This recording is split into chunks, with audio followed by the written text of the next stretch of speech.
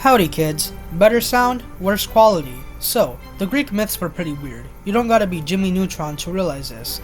But what's overlooked and arguably more weird are the stories of the Greek heroes. You know, we got your Heracles, Icarus, Perseus, and the T9000 Samsung smart fridge. And today we're going to be talking about some of them. This first one's a bit less weird and more cool, but we start off with Prometheus, the first Greek hero in chronological order. We start with what the Greek gods are first known for, absolutely obliterating the Titans.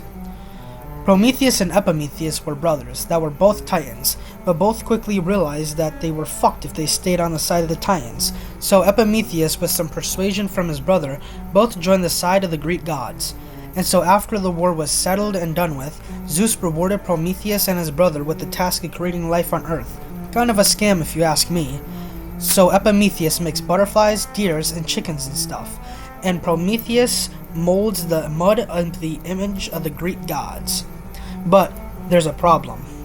Zeus decreed that humans remain mortal and stayed below Olympus and praised and worshipped the Greek gods, and Prometheus was all like, "What the fuck, twin?" and hatched a plan.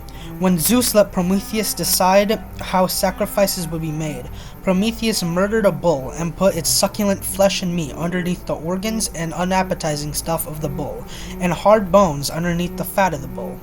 When Zeus picked the seemingly better offer of fat, Prometheus revealed the unappealing bones underneath, which made Zeus pretty respectfully pissed, so he had the unvalid crash out of stealing fire from humanity.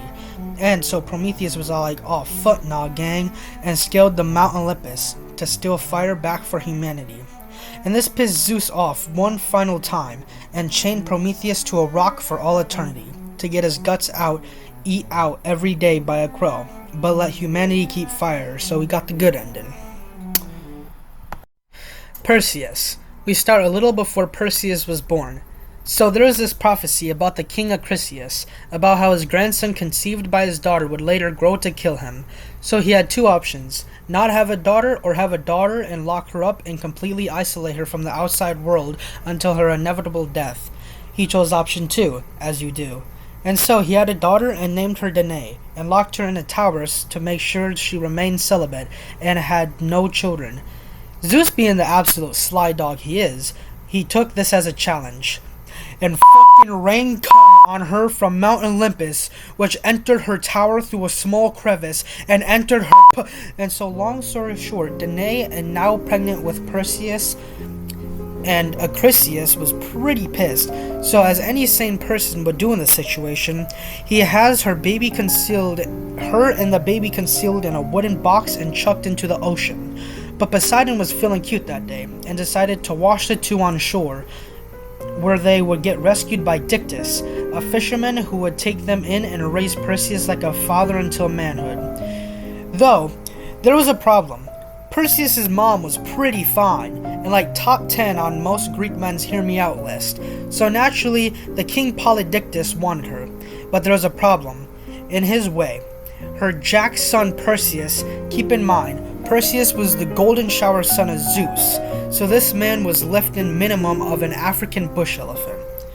But Perseus was a humble fellow. He didn't know he was the only reason Polydictys was not plowing his mom. So, when Polydictys came up to him with an offer, he humbly accepted. "Hey kid, wanna go slay Medusa for me and I'll stop trying to plow your mom?" I don't think I gotta tell you who Medusa is. A gorgeous lady turned horrendous snake lady who turns people into stone who looks in her eyes, all because Athena was jealous. Before Percy set out, Athena and Hermes stopped him and were like, "Hold up, before you go out, you need to go on a few side quests," and gave him a few items to start off. So Perseus first visited the Graeae, 3 sisters that shared one eyeball around to see. Perseus swooped in and stole the eyeball and was like, "Yo, I'll give this back to y'all if you tell me where the nymphs are." They were like, "Fine," and Perseus visited the nymphs, which gave him the invisibility cap. Okay, so he basically has everything he has and needs. So he sneaks up on and slays Medusa in her sleep. And so, on his way flying back home, he meets a girl named Andromeda, who's chained to a rock as a sacrifice to a sea monster so her city doesn't get destroyed. And Perseus walks up to her and is like, "Yo, if I slay the sea monster, will you marry me?" And she agrees. And so then Perseus saves the day. He returns home and shows Polydectes the head of Medusa as proof, and turns him into stone. And so Perseus is married, and, oh yeah, Dictys, the person who saved him and his mother earlier, becomes king, because he was the brother of Polydectes. Icarus. I saved Icarus for the last since he was the inspiration for this video, and it was probably the shortest out of all three of them. We start before Icarus was even born. Daedalus was a genius inventor, and killed an inventor that he thought was more talented than him, and then that sent him into getting exiled to another nation, and he was accepted with open arms by the king because Daedalus' renown, acting as the palace technical advisor.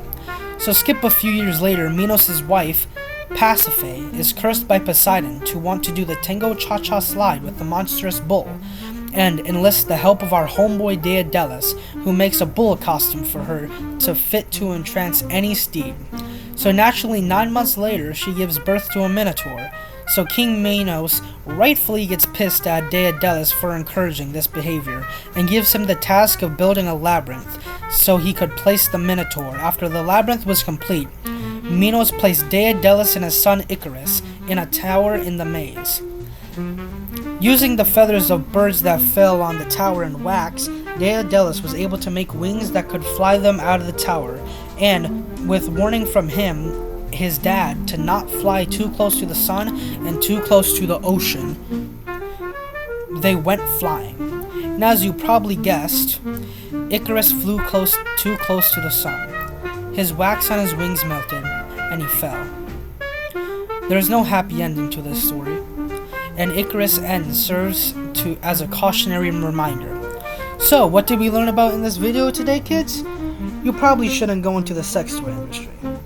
Okay, thanks for watching the video, and this took a while to make, so like the video to make my suffering worth it, and thank you for watching.